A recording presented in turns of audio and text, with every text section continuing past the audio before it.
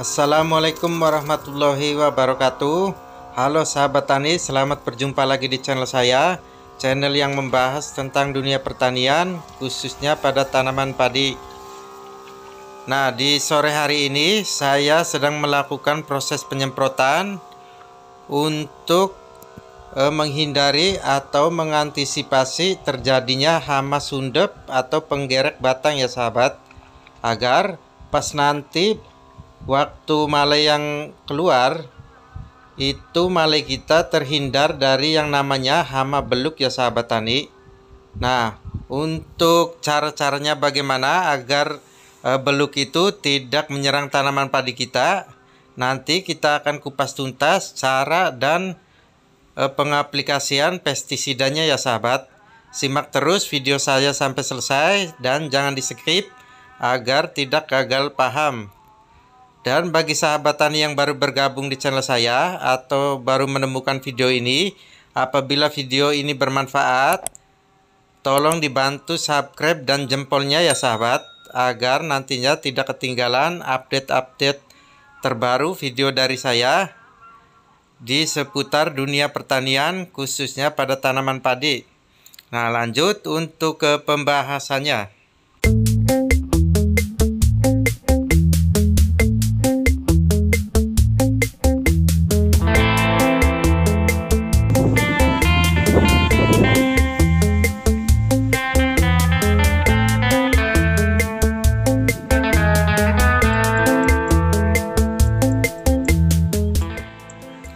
Dalam budidaya tanaman padi, tak lepas yang namanya hama penggerek batang atau yang biasa kita kenal dengan sundep ataupun beluk ya sahabat tani. Nah, makanya untuk mengantisipasi agar semua itu tidak terjadi, kita harus memberikan salah satu insektisida yang tepat agar nantinya hasilnya itu bisa maksimal ya sahabat tani. Karena kalau kita mengaplikasikan insektisida yang tidak tepat, itu akan sia-sia.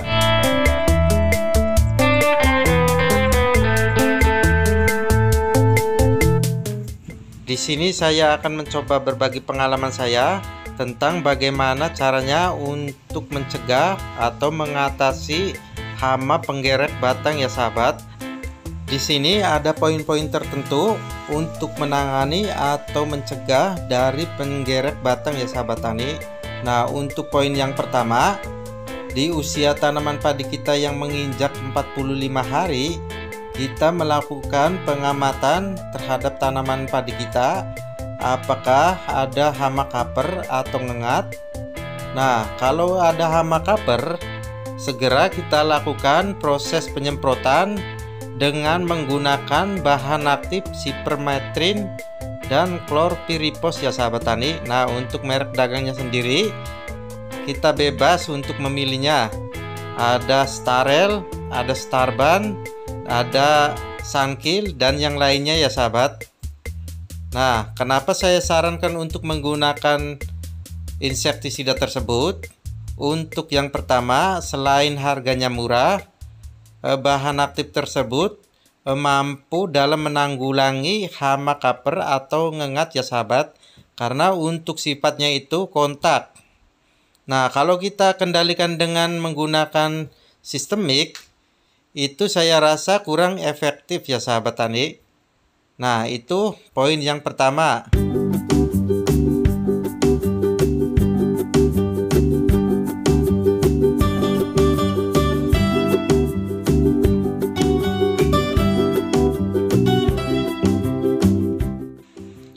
Nah, untuk poin yang kedua, di usia tanaman padi menginjak 55 hari setelah tanam, kita lakukan proses penyemprotan lagi dengan menggunakan insektisida yang berbahan aktif Chlorpyrifos dan Cypermethrin, serta saya tambahkan dengan menggunakan insektisida Metomil ya sahabat, atau yang berbahan aktif Metomil.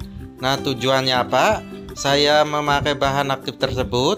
Kalau untuk insektisida yang berbahan aktif Chlorpyrifos dan Cypermethrin, itu tujuannya untuk membasmi hama kupu-kupu atau ngengat ya sahabat. Nah, kalau untuk yang berbahan aktif metomil, tujuan saya untuk mengatasi atau mengendalikan telur kupu-kupunya ya sahabat, agar nantinya tidak menetas. Kalau untuk merek dagangnya sendiri, sahabat tani bisa menggunakan merek dagang Danke, ada Metindo dan yang lainnya ya sahabat. Bebas, silakan sesuai selera sahabat tani.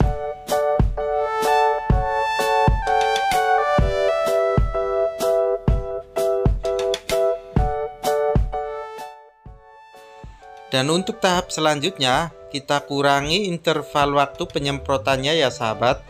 Yang tadinya 10 hari sekali, kita rubah menjadi 5 hari sekali ya sahabat tani. Tujuannya agar pas telur kupu itu menetas, kita bisa mengantisipasinya dengan melakukan proses penyemprotan ya sahabat.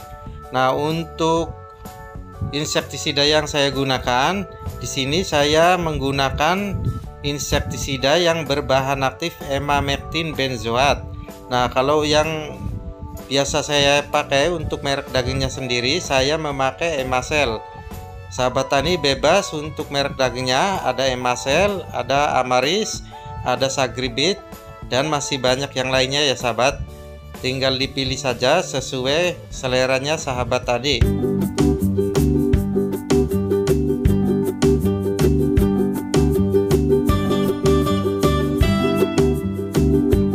Dan untuk tahap selanjutnya, kita lakukan lagi proses penyemprotan dengan interval waktu yang sama, yaitu 5 hari sekali ya sahabat tani. Nah, namun di sini untuk bahan aktifnya sendiri, kalau ada uang lebih, sahabat tani bisa menggunakan insektisida dengan merek dagang Bell ya sahabat tani. Nah, kalau sahabat tani uangnya tidak cukup, sahabat tani masih bisa menggunakan bahan aktif emamectin benzoat dan dicampur dengan menggunakan bahan aktif Indosaka biasa sahabat tani. Untuk merek dagangnya tadi ada Emacel, dan untuk Indosakapnya bisa menggunakan Amate ya sahabat tani. Nah, setelah penyemprotan ini, kita bisa melakukan proses penyemprotan lagi dengan interval waktunya bisa dimundurin ya sahabat. Yang tadinya 5 hari sekali, kita bisa mengubahnya dengan menggunakan interval waktu yaitu 10 hari sekali. Menurut saya interval waktu penyemprotan itu sangat penting sekali ya sahabat tani, agar nantinya pas male keluar itu tanaman padi kita terbebas dari yang namanya penggerek batang atau beluk ya sahabat tani, agar hasilnya juga bisa maksimal. Nah, di video kali ini saya hanya membahas tentang insektisida untuk menangani hama penggerek batang ataupun sundep ya sahabat tani. Kalau untuk fungisida, nutrisi, dan yang lainnya, insya Allah akan saya buatkan di video terpisah. Mungkin itu saja yang dapat saya sampaikan pada pertemuan kali ini tentang bagaimana caranya agar mengatasi atau mencegah terjadinya penggerek batang ya sahabat tani. Semoga video ini bisa bermanfaat bagi sahabat tani. Dan kalau ada kritik dan saran, silahkan sahabat tani tuliskan di kolom komentar ya sahabat tani. Terima kasih yang sudah menyaksikan video ini sampai selesai. Dan ditunggu yang belum subscribe, ditunggu subscribe-nya ya sahabat. Sekian dulu video dari saya. Wassalamualaikum warahmatullahi wabarakatuh. Salam petani Indonesia.